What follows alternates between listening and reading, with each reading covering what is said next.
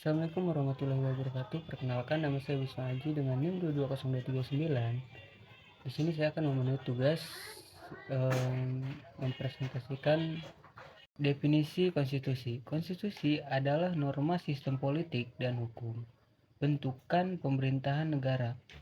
Biasanya dikodifikasikan sebagai dokumen tertulis. Nah, selanjutnya sejarah perkembangan konstitusi. Konstitusi itu berbeda dengan undang-undang dasar karena kehilapan pandangan orang, maka pengertian konstitusi itu kemudian disamakan dengan undang-undang dasar. Nah, kemudian konstitusi itu terbagi menjadi dua, ada yang tertulis dan ada yang tidak tertulis. Hampir di setiap negara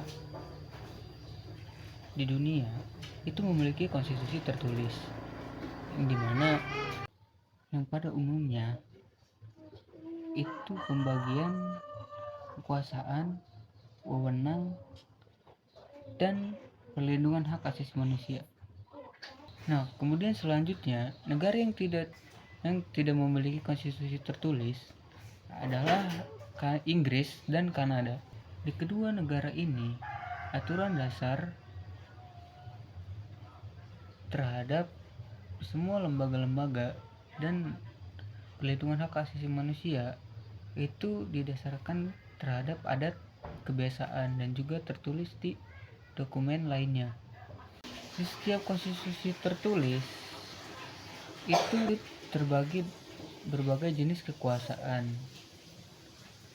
Nah, jenis-jenis kekuasaan inilah yang kemudian membentuk lembaga-lembaga. Beberapa pandangan sarjana tentang tugas atau kewenangan itu yang paling populer adalah menurut Montesquieu. Menurutnya, jenis-jenis kekuasaan itu terbagi menjadi 3. Nah, yang pertama itu adalah kewenangan pembuatan perundangan atau biasa yang kita kenal adalah legislatif. Kemudian kewenangan yang melaksanakan perundangan itu adalah eksekutif. Yang terakhir adalah kekuasaan kehakiman atau bisa kita sebut itu yudikatif. Pandangan lain tentang jenis kekuasaan itu menurut Van Vollenhoven dalam bukunya yaitu Staatsrecht over Verzi. Ia mengemukakan bahwasanya jenis kekuasaan itu terbagi menjadi 4. Yang pertama adalah pemerintahan, yang kedua adalah perundangan, yang ketiga kepolisian, dan yang terakhir adalah pengadilan. Ia juga menilai jika kekuasaan eksekutif itu terlalu luas, maka ia membagi menjadi 2, yaitu pemerintahan dan kepolisian. Menurutnya, kepolisian itu merupakan sebagai pengawas atas berlakunya hukum. Bila perlu, ia juga menegaskan bahwasanya harus memaksa bila perlu.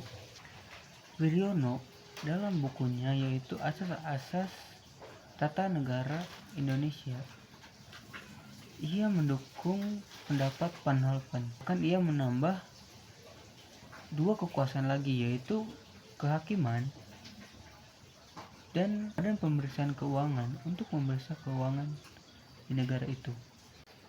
Berdasarkan teori hukum ketatanegaraan yang tadi sudah dijelaskan, bisa ditarik kesimpulan bahwa jenis kekuasaan terbagi menjadi 6, yaitu yang pertama kekuasaan membuat perundangan yaitu legislatif, yang kedua kekuasaan untuk melaksanakan perundangan yaitu eksekutif, yang ketiga adalah kekuasaan kehakiman yaitu yudikatif, yang keempat itu adalah kekuasaan kepolisian, yang kelima yaitu kekuasaan kejaksaan, dan yang terakhir adalah kekuasaan untuk memeriksa keuangan negara. Jenis-jenis kekuasaan ini masing-masing diatur oleh lembaga